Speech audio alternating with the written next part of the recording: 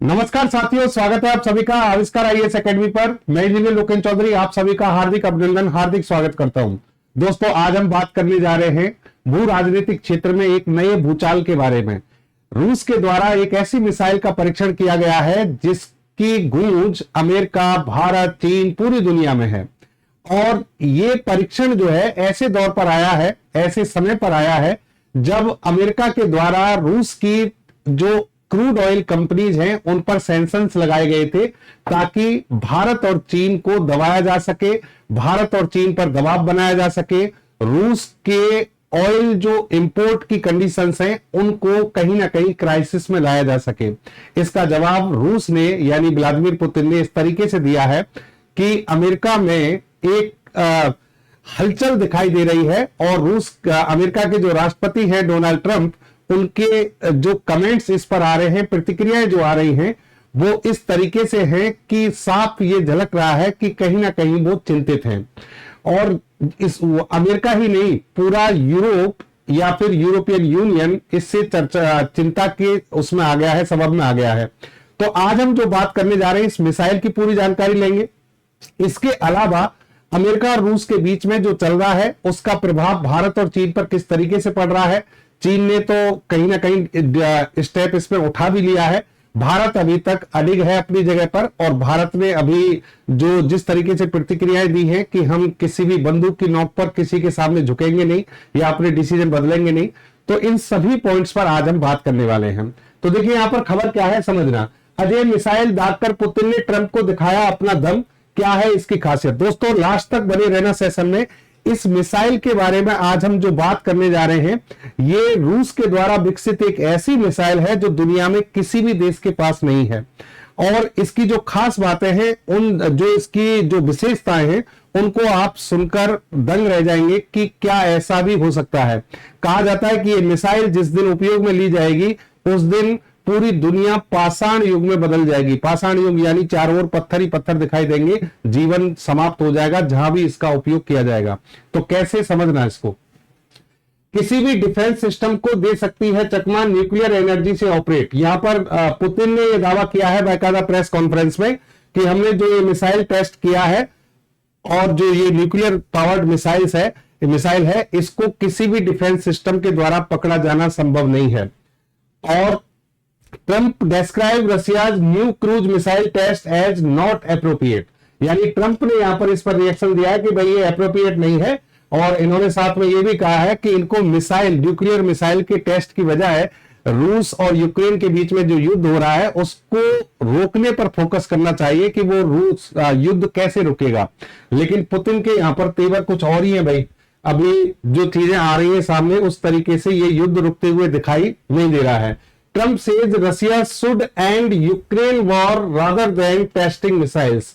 यहां पर ये ट्रंप के द्वारा कहा गया है एक प्रतिक्रियात्मक रूप से। अब सुनिए कहानी कहां से स्टार्ट होती है, समझना ध्यान से कि लंबे समय से डोनाल्ड ट्रंप ये प्रयास कर रहे थे कि किसी भी तरीके से भारत और चीन को मनाया जाए या भारत और चीन पर दबाव बनाया जाए ताकि वो रूस से कच्चा तेल खरीदना बंद कर दें। और इसके लिए उसने अपना टैरिफ कार्ड छोड़ा, यानी ट्रंप का जो टैरिफ कार्ड है वो पूरी दुनिया में चर्चा में रहा। भारत पर 50% सैंक्शन लगाए गए और चाइना पर कभी 50, कभी 100, कभी 200 अलग अलग धमकियां दी गई। और चाइना भी इसमें नहीं झुका एक लंबे समय तक, भारत भी नहीं झुका और भारत अभी तक अडिग है। लेकिन इसके बाद डोनाल्ड ट्रंप ने एक नया गेम खेला। और नया गेम क्या खेला, उसने कहा कि भारत और चीन पर जो हम टैरिफ लगा रहे हैं उससे बात बन नहीं रही है, तो फिर क्या किया जाए। तो फिर जहां से कच्चा तेल आता है, कहां से आता है, रूस से आता है। रूस की दो बड़ी कंपनियां हैं, दो फर्म हैं जो इस क्रूड ऑयल की सप्लाई करती हैं। क्यों ना उन्हीं पर सैंक्शन लगा दिए जाएं, उन्हीं पर प्रतिबंध लगा दिए जाएं। और उन पर भारी भरकम प्रतिबंध लगाने के बाद इसका असर भी दिखाई दिया। असर ऐसे दिखाई दिया कि चाइना ने ये कहा कि हम समुद्री क्षेत्र से जो भी कच्चा तेल रूस से आयात करते हैं अब हम उसको बंद कर रहे हैं। यानी चाइना ने तुरंत प्रभाव से डिसीजन ले लिया। यानी एक तरीके से कह सकते हैं कि डोनाल्ड ट्रंप के प्रभाव में चाइना आ गया। लेकिन पाइपलाइन से जो कच्चा तेल वहां से आ रहा है वो इसी तरीके से लगातार हम लेते रहेंगे। लेकिन भारत ने अभी इस पर कोई रिएक्शन नहीं दिया है, भारत ने अभी इस पर कोई स्टेप नहीं उठाया है। तो यहां पर देखिए, sanctions saw Trump's new play can it force Putin to end Ukraine war. यानी ये जो डोनाल्ड ट्रंप का जो ये नया गेम है, क्या यूक्रेन वॉर को रोकने के लिए काफी होगा, क्या ऐसा हो सकता है? देखिए यहां पर, in a significant shift the US has imposed stringent sanctions on Russia's top oil firm Rosneft and Lukoil. ये दो कंपनी है भाई, रोसनेफ्ट और लुकोइल। ये कंपनी 50 से 60% क्रूड ऑयल इंपोर्ट करती है, एक्सपोर्ट करती है पूरी दुनिया में, और भारत और चीन सबसे ज्यादा खरीदार है इन कंपनियों से। तो इन दोनों कंपनियों पर ट्रंप ने सेंसर लगा दिए।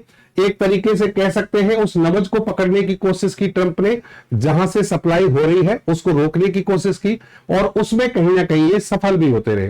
लेकिन दोस्तों, यहां इस पूरी जो कहानी है ना, इसको आप अगर देखें, इसको अगर थोड़ा सा समझें, तो यहां कहीं ना कहीं डोनाल्ड ट्रंप की गलत नीतियां आपके सामने आ जाएंगी। इस समय ये पूरी दुनिया में चर्चा भी है, पूरी दुनिया मान भी रही है कि अमेरिका में इस समय जो गवर्नमेंट है और जिसके मुखिया डोनाल्ड ट्रंप है, उसकी नीतियां कहीं ना कहीं खराब है, यानी वो नीतियां सही तरीके से काम नहीं कर रही हैं। अगर इनको ये सेंसर लगाने थे, एक बार सोचिए आप, जब इसको पता था कि रोसनेफ्ट और लुकोइल जैसी कंपनियां हैं, इन पर हम प्रतिबंध लगाने में सक्षम हैं, और इन पर प्रतिबंध लगाने से भारत और चाइना की जो सप्लाई चेन है ऑयल की, वो बंद हो सकती है। तो इनको ये स्टेप पहले क्यों नहीं उठाया गया इनके द्वारा? भाई ये स्टेप पहले उठाना चाहिए था। आपने भारत और चीन से अपने रिश्ते खराब करने की कोशिश क्यों की? चलो, चीन से तो पहले से इनके रिश्ते खराब हैं, भारत से तो बहुत अच्छे संबंध थे, बहुत अच्छे रिलेशन है। तो सभी जितने भी हमारे जो स्ट्रेटेजिकल रिलेशंस हैं अमेरिका के साथ में, वो बहुत बदतर स्थिति में पहुंच चुके हैं, और कहा भी ये जा रहा है कि इसके बाद पहले जैसे रिश्ते भारत और अमेरिका के बन पाना बड़ा मुश्किल होगा। और इस सब का जिम्मेदार कौन है? डोनाल्ड ट्रंप है। तो डोनाल्ड ट्रंप को यह कदम जब उठाना था, तो फिर पहले ही उठाना चाहिए था, यानी भारत पर दबाव बनाने की बजाय, जब तुझे ये पता था कि ये रास्ता है मेरे पास में, तो यहां पर कुछ करना चाहिए था। तो ये कहने का मतलब एक तरीके से उसकी जो पॉलिसी फेलियर है वो है डोनाल्ड ट्रंप की। अब सुनिए, यहां पर अगस्त 2025 में इसने कहानी शुरू की थी, और इससे पहले जब ये डोनाल्ड ट्रंप आए तो इस वादे के साथ आए थे कि भाई मैं 1 सप्ताह के अंदर रूस यूक्रेन युद्ध को समाप्त कर दूंगा, पूरी कोशिश की। और जो अगस्त 2025 में इन्होंने पुतिन से बातचीत करने की कोशिश की, बात नहीं बन पाई। अमेरिका ने फिर भारत और चीन पर भी दबाव डाला, बात नहीं बन पाई। तो फिर इसने कदम उठाया कि अमेरिका ने 2 रूसी तेल कंपनियों रोसनेफ्ट और लुकोइल पर भारी प्रतिबंध लगा दिए। और ऐसा प्रतिबंध लगाने के बाद फिर अभी ये वर्तमान में एशिया दौरे पर हैं। एशिया के जैसे कि मलेशिया है, जापान है, यहां पर ये दौरे पर हैं। और उसी बीच में पुतिन ने धमाका किया है, पुतिन ने अपनी मिसाइल्स जो हैं उनका परीक्षण किया है। अब मिसाइल परीक्षण जो है उसकी रिएक्शन अभी अमेरिका की तरफ से, डोनाल्ड ट्रंप की तरफ से चल रही है। यहां पर देखिए आप, US President Donald Trump on October 22 announced new sanction against 2 of Russia's largest oil companies, Rosneft and Lukoil।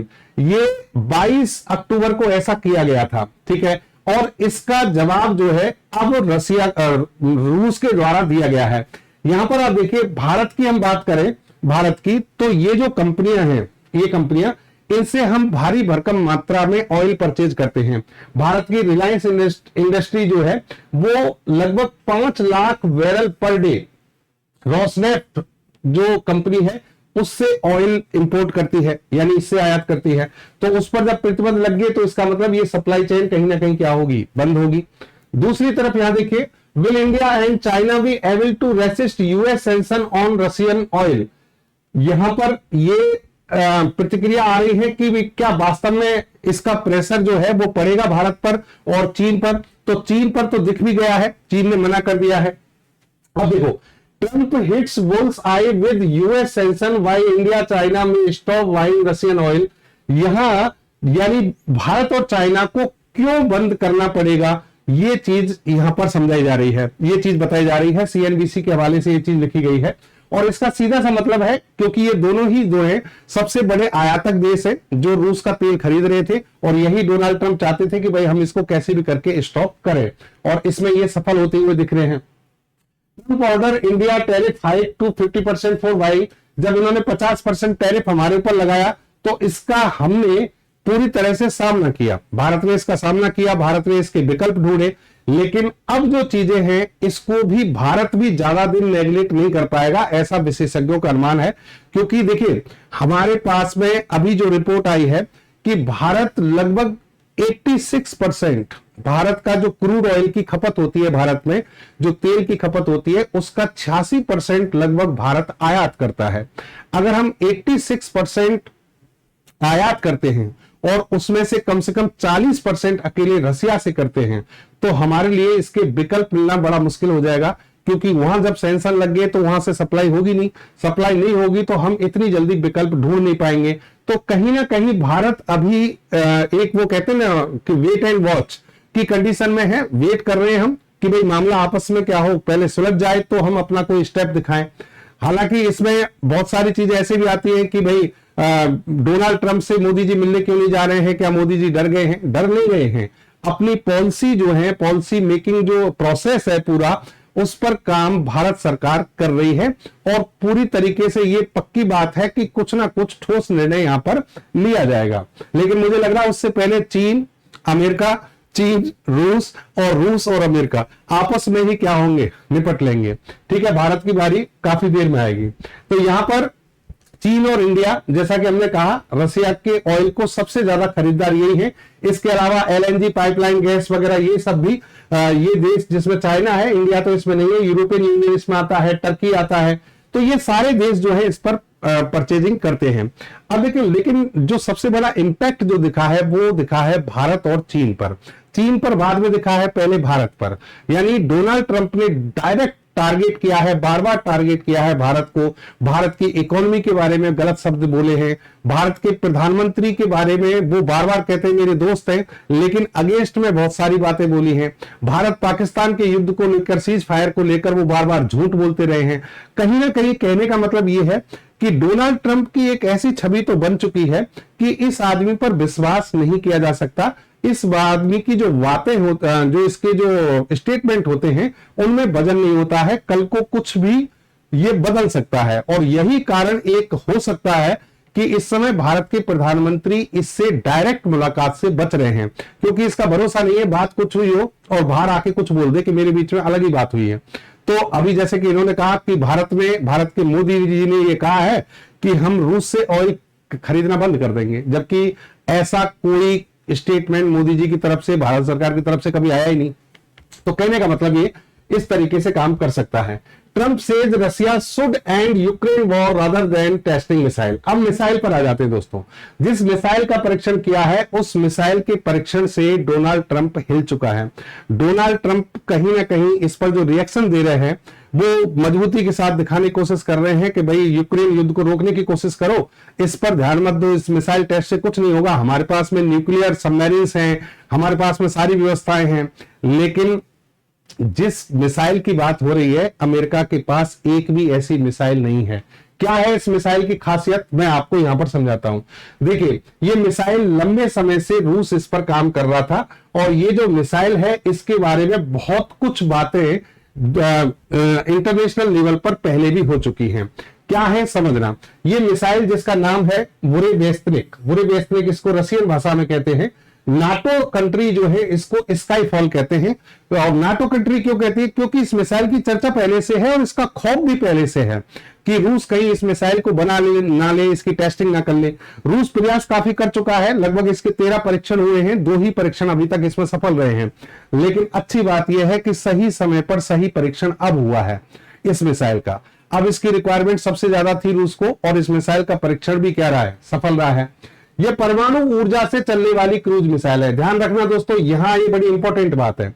अभी तक कोई भी मिसाइल होती है, जितनी भी मिसाइल्स हम यूज करते हैं या रॉकेट यूज करते हैं, मिसाइल न्यूक्लियर वेपन्स को ले जाती है। ये तो आपने सुना होगा कि भाई कन्वेंशनल वेपन और न्यूक्लियर वेपन यानी परंपरागत हथियार जो विस्फोटक पदार्थ होते हैं और परमाणु हथियारों को ले जाने में ये मिसाइल सक्षम है, ये तो आपने सुना होगा।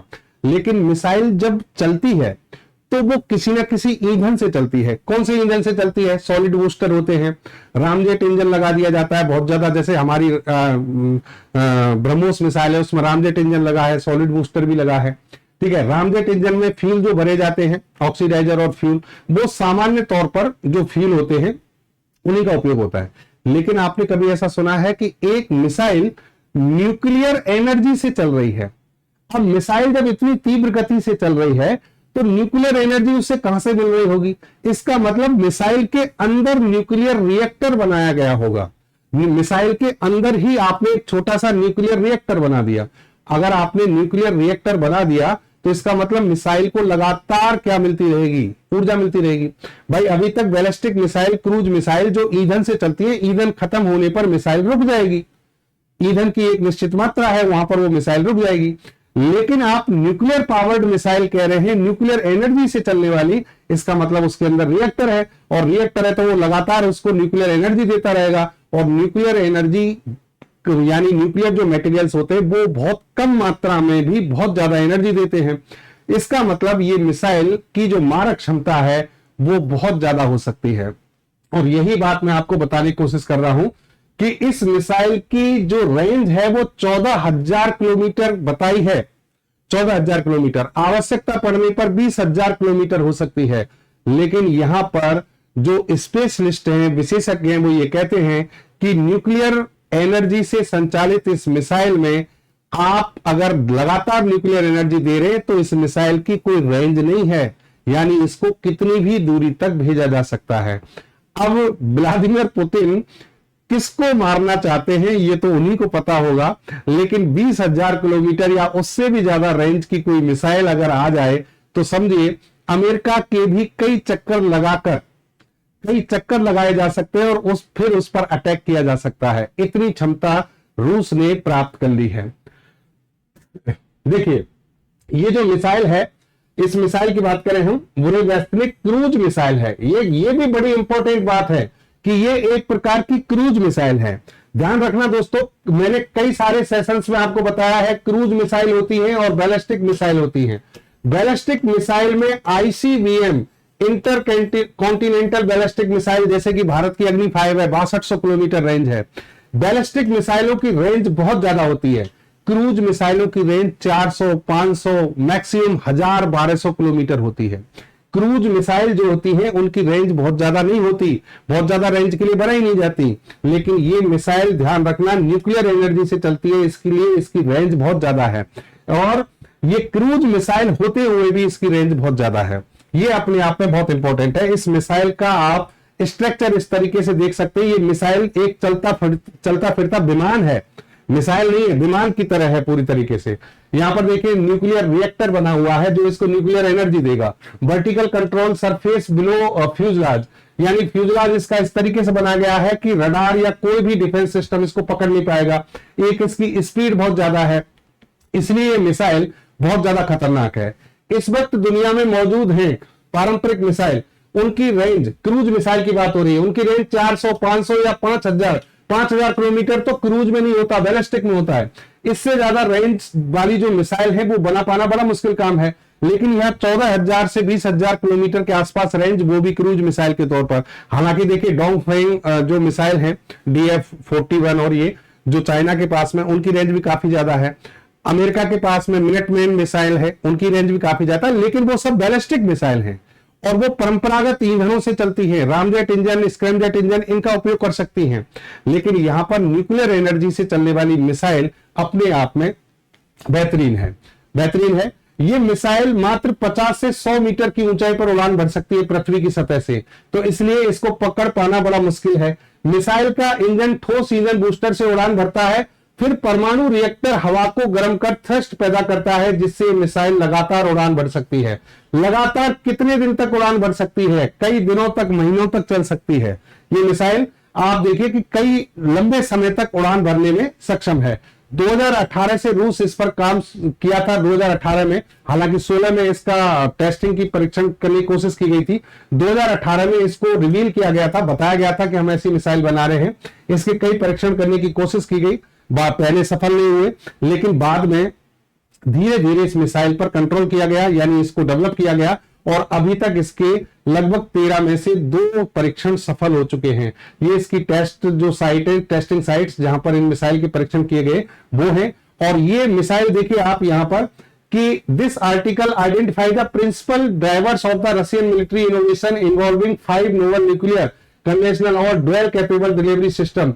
ये इनके बारे में बता रहा है। इसमें इस मिसाइल के बारे में बताया गया है कि ये सबसे खतरनाक मिसाइल है जो रसिया बना रहा है, जिसमें किंजल मिसाइल वगैरह भी है। ठीक है, अब ये जो मिसाइल है 2018 से जो बन रही थी, अब इसको बनाया क्यों था ये भी आपको बताते हैं कि अमेरिका और रूस के बीच में एक ट्रेटी हो रखी थी, एक संधि हो रखी थी, लेकिन अमेरिका ने उस ट्रेटी को तोड़ दिया था। उसके जवाब में रूस ने इस मिसाइल को डेवलप करने की ठानी थी, यानी इसको डेवलप किया था।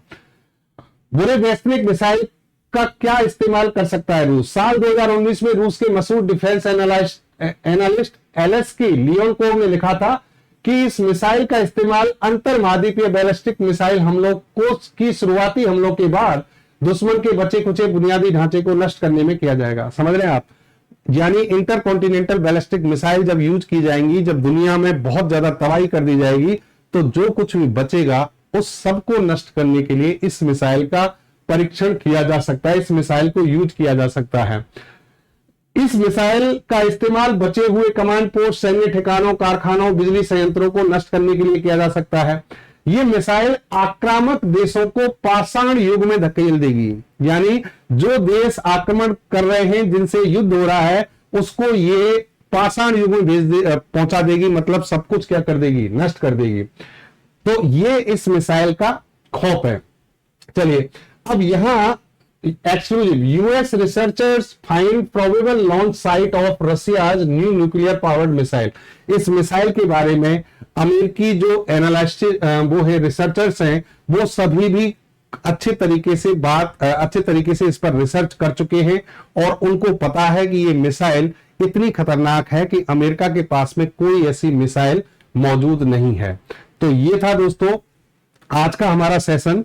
जो रूस ने धमाका किया है उसकी धमक पूरी दुनिया में है, और इससे डोनाल्ड ट्रंप कहीं ना कहीं चिंतित हैं। डोनाल्ड ट्रंप के बदले हुए सुर भी दिखाई देने लगे हैं। तो जय हिंद, जय भारत। नई सूचना के साथ, बेहतर सूचना के साथ आपसे फिर रूबरू होंगे, फिर मिलेंगे। धन्यवाद।